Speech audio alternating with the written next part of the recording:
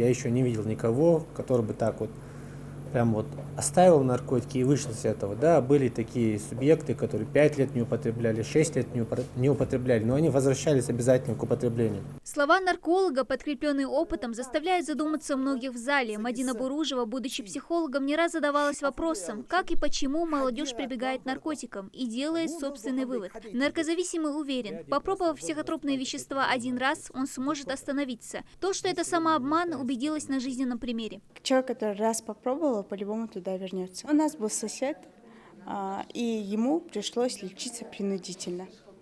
Сам он из этой глубокой ямы не смог вылезти, и его пришлось принудительно лечить. Единственный способ уберечь себя от наркотиков – не пробовать. Предостеречься от пагубной зависимости студентов призывают представители различных организаций. Это инспекция по делам несовершеннолетних, комитет по делам молодежи, местные власти и религиозные деятели.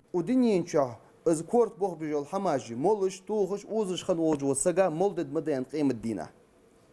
Так, пеймар асхаб шахт тахант, я Расулуллах, ва матинатул хаббал, фияхрдас, футас.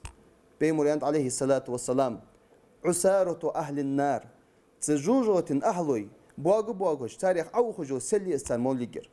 Хандавалыж мел дегизиес, удинин чухам саги тугит яхсага дегиз хейтж мухули. أم بعض أزمودوج للحما قيمة دينا تسجع دال مولج مية أنا شو يايتسنا سعوديين شوها شديرة توردها اسحمليل دربهندوش. Наркологи отмечают, на первом месте среди употребляемых веществ в регионе марихуана. Следом аптечные препараты, такие как лирика и тропикамид.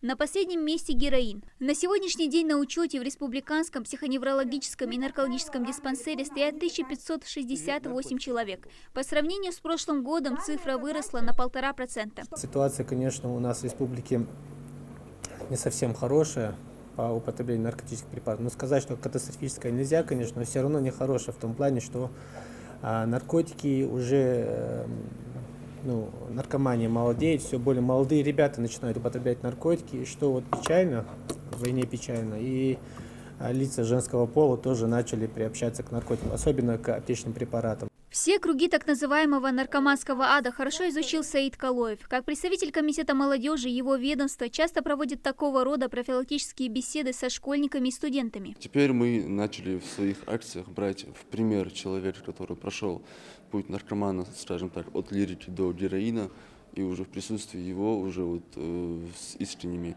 намерениями передать все, что он пережил за этот период.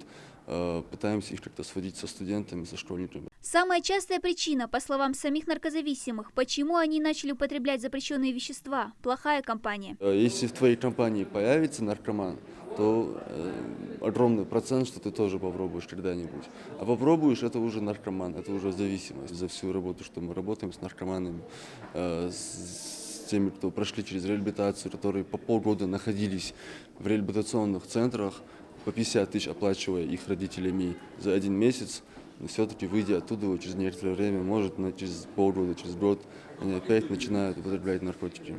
Так что действительно наркоманов бывших не бывает. Бороться с пагубной зависимостью можно и нужно, но еще лучше не попадаться в ловушку. Ребятам советуют осознанно обдумывать каждый свой шаг, чтобы потом не пришлось жалеть об этом всю оставшуюся жизнь. Дана Плиева, Тамерлан Ужахов, Новости 24.